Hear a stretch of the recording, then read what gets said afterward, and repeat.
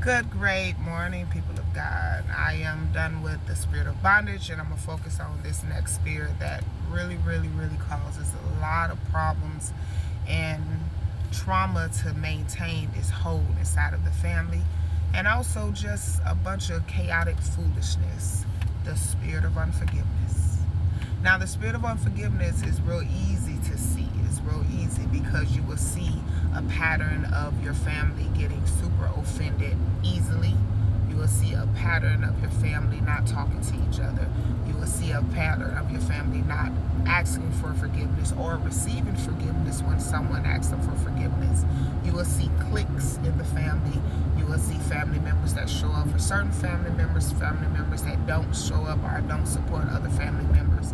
Now, I want to be fair about the spirit of unforgiveness. The Bible says that we are to forgive mankind, period. And you forgive because you don't want that trauma and that hold on your life. However, I'm not going to sit here and pretend like some things that happen may appear unforgivable, because there are some things that happen in families that are quite disturbing, that is hard to forgive, and it will make carnally sense to not forgive a person that has done that to you. But you have to remember that forgiveness is not for them. A person can harm you, and I'm talking about brutally harm you, and they will go on with their lives as if they didn't do anything, while you're stuck in a place, a moment of unforgiveness. You're stuck up in a moment where you cannot move, you cannot think, you cannot trust, you don't accept people in your lives, you have your guard up, while this person that has hurt you moves on. So we have to forgive, not for them, for our peace, for our hearts, for our minds. Now, stuff that's normal stuff that happens. You get into an argument with your family member, someone lied to you, just like simple stuff. Man, let that stuff go completely. Because what happens is, when we operate in a spirit of forgiveness, we pass it on to our children, and then our children act the same way.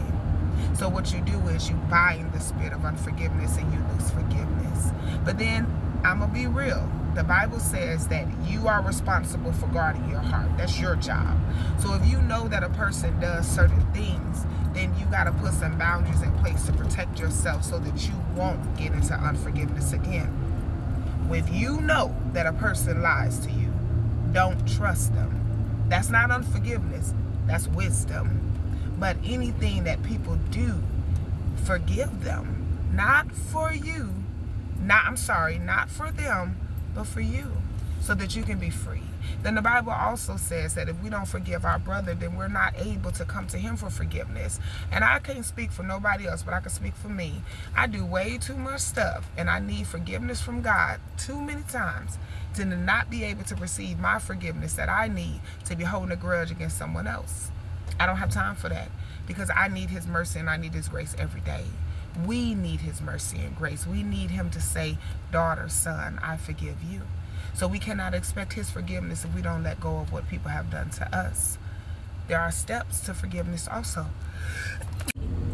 When I was battling unforgiveness strong, I had to put in some steps to forgive. The first thing I did was acknowledge that I was hurt. And I held people accountable. I went to them and I told them, you did this to me.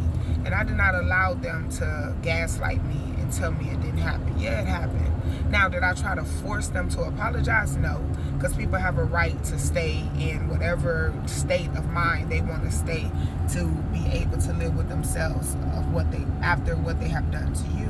So I didn't try to make them say I'm sorry, but I had them know that what you did caused trauma in my life, especially when I was a child. I went to all those people and I told them, and I wrote letters, and I did what I needed to do to get it off of me. But then, like I shared in my other video, I also went to people that I know that I hurt. For example, my parents. I was very rebellious against my parents because of what happened to me. I was rebellious against my dad because of what happened. So I went to him and I apologized for my rebellion. I held them accountable for the things that happened, but I still apologized for what I did. Then there was times in my lives when people kept doing stuff and it was hard to forgive them. So whenever I see that I can't forgive someone, I speak it. I forgive. I forgive, I forgive, I forgive, I forgive. And then eventually I forgave. Because people do things, sometimes intentionally, sometimes unintentionally, but don't give a person the power to have control over you. Big one. You have to go talk to that person. That's why the step one I said was I had to write letters. I had to go talk to them. Because what if somebody has done something to you and they don't even know they did it? I remember a time when someone brought something to my attention that they had been upset at me for years. I don't even remember doing it. I really don't. But once they told me, I was like, baby, I am so sorry. I apologize for what I did. How can we move forward? And that relationship that was broken for years, which I had no clue why it was until they told me, was rekindled. And we're so much better now. So you have to tell people. You have to talk and tell them what they did. Speak that you forgive. And then also, if a person has continually showed you that this is who they are, accept that's who they are. And adjust yourself so that you don't put yourself in a situation to be hurt by someone. I'm not talking about a boundary. I'm not talking about a wall. I'm talking about a boundary. If you know a person is a liar, then you don't trust them. It's just that simple. That don't mean you have to cut them completely off, but you know that person there I can't trust. This is the person that I know will lie on me and to me. So those conversations I won't have with them. Forgiveness, guys, is needed. And teach our children to forgive. Apologize to them. Apologize to people. Let them see you model forgiveness. Let them see you rekindle relationships. Let them see you put boundaries in place. Because this generation needs forgiveness. There's too much going on up in the family, up in society, that if we have this mindset of nobody is forgiven, then we will never be forgiven.